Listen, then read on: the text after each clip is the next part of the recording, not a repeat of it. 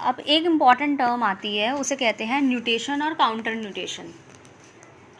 Nutation और counter nutation क्या होती है? सबसे पहले तो ये पॉइंट क्लियर होना चाहिए कि न्यूटेशन और काउंटर न्यूटेशन किस चीज़ से रिलेटेड है। तो ये आपका रिलेटेड है स्पाइन से, सैक्रम एरिया से। तो कॉम्बिनेशन ये न्यूटेशन और काउंटर न्यूटेशन एक तरीके से आपका सैक्रो पैल्विक रिदम है। सैक्रो पैल्विक रिदम आपका सैक्रम और कॉक्सिजल एरिया, ये आपका पैल्विक से कैसे मूवमेंट करता है, फ्लैक्शन या एक्सटेंशन में या न्यूट्रल पोजीशन में कैसे मूवमेंट कर रहा है। तो एक तरीके की काइनामेटिक्स है, ये रिदम है सैक्रम और आपके पैल्विस के बीच का, हिप बोन के बीच का आपका ये रिदम है। कैसे रिदम है? तो दो टाइप के रिदम्स होते हैं, न्यूटेशन रिदम होता है और काउंटर न्यूटेशन रिदम होता है। शॉर्ट नोट में आता है। न्यूटेशन किसे कहते हैं? न्यूटेशन होता है आपका जब हम फ्लैक्शन करते हैं, जब हम, ये आपकी पैल्विस है, ये आपका सैक्रम एरिया है, सैक्रल है, ये आपका सैक्रल का एपेक्स है, और ये आपका जॉइंट है, फल्क्रम जिसे हम कह सकते हैं, ये आपका जॉइंट है। तो क्या कहते हैं न्यूटेशन किसे कहते हैं? न्यूटेशन कहते हैं व्हेन वी फ्लैक्शन, ये फ्लैक्शन है।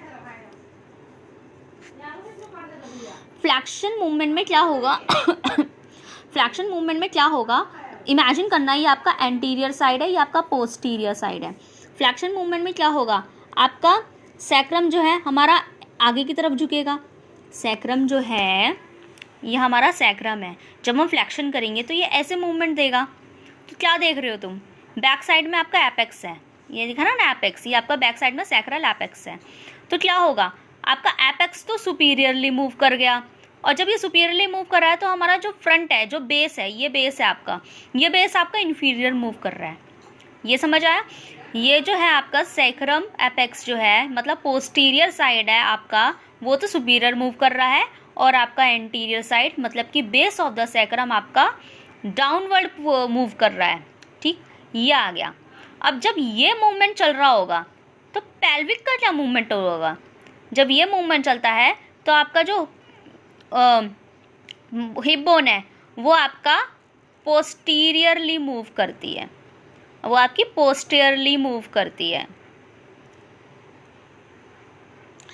तो क्या बताया मैंने कि जब फ्लैक्शन के टाइम पे जब आपका सैक्रल एरिया एंटीरियर मूव करता है तो एट द सेम टाइम आपकी हिप बोन पोस्टीरियरली मूव करती है, और उसमें क्या होता है, वो जो आपका ये जो आपका हिप बोन का ये ASIS है, ASIS होते हैं ना, ये ASIS पॉइंट होता है ना,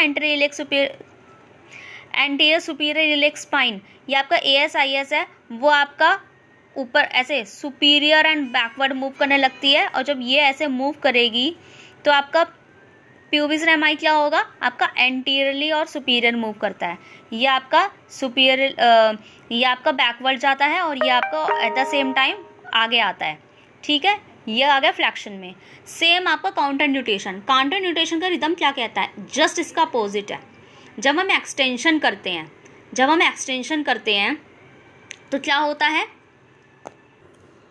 एक्सटेंशन कर रहे हैं हम, एक्सटेंशन करते हैं तो इसका अपोजिट है।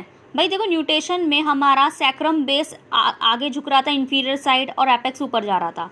तो इसका अपोजिट क्या होगा, आपका सैक्रल पीछे जाएगा और एपेक्स आगे आएगा, एंटीरियर सुपीरियर डायरेक्शन में जा रहा है। ठीक है ना, ये एंटीरियर सुपीरियर डायरेक्शन में।